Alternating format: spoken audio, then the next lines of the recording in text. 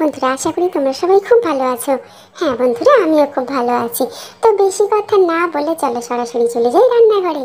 আজকের আমি তোমাদেরকে বানিয়ে দেখাবো আলুর ফ্রেঞ্চ ফ্রাই। কিভাবে আমি ফ্রেঞ্চ ফ্রাই বানালাম চলো তোমরা ভিডিওতে সরাসরি দেখে নাও। তো বন্ধুরা দেখো, আমি একটা বড় সাইজের আলু নিয়ে খুব ভালো করে আলুটা ছাড়িয়ে এরকম করে কেটে নিয়েছি। বন্ধুরা এখন আমি এই আলুগুলো খুব ভালো করে ঠান্ডা জলে ধুয়ে নেব।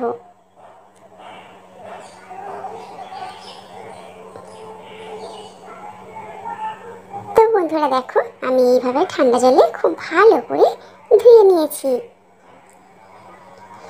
বন্ধুরা ভালো করে জল ঝরিয়ে নিতে হবে কিন্তু। এবার একটা প্লেটের মধ্যে কর্নফ্লাওয়ার আর নুন দিয়ে ভালো করে আলুগুলো আমি এইভাবে মেখে নেব। বন্ধুরা দেখো, কর্নফ্লাওয়ার আর নুন দিয়ে আলুগুলো ঠিক এইভাবে আমি মিশিয়ে নিয়েছি। এবার আমি একটা কড়াইতে তেল গরম করতে বসিয়ে দিয়েছি। বন্ধুরা তেলটা প্রায় গরম হয়ে গেছে। এবার আমি এই তেলের মধ্যে আলুগুলো দিয়ে দেব।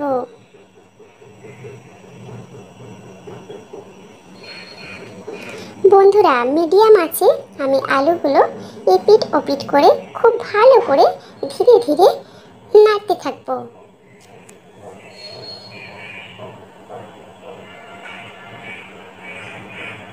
বন্ধুরা এটা কিন্তু টাইম দিয়ে ভাজতে হবে, তাড়াতাড়ি করলে হবে না।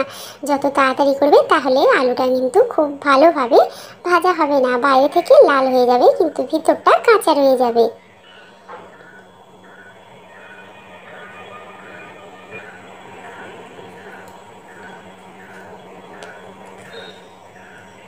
তো বন্ধুরা মিডিয়াম থেকে লো ফ্লেমে এরকমভাবে আলুটা দেখো হালকা ব্রাউন হয়ে যাচ্ছে।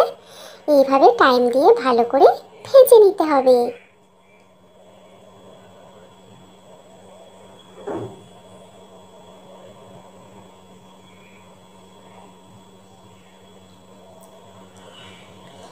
বন্ধুরা দেখো প্রায় ভাজা ভাজা হয়ে এসছে। এবার আমি আলুগুলো তেল থেকে তুলে নেব। দেখো বন্ধুরা কতটা পারফেক্ট হয়েছে। আমি একটা টিস্যুর উপর আলুগুলো রেখে দিলাম। এবার আমি মেয়োনিজ আর সসের সঙ্গে এটা সার্ভ করে দিলাম। দেখো বন্ধুরা দেখতে কত ভালো হয়েছে, খেতেও কিন্তু খুবই ভালো লাগে। তো রেসিপিটা কেমন লাগলো তোমরা অবশ্যই আমাকে কমেন্টস করে জানাবে।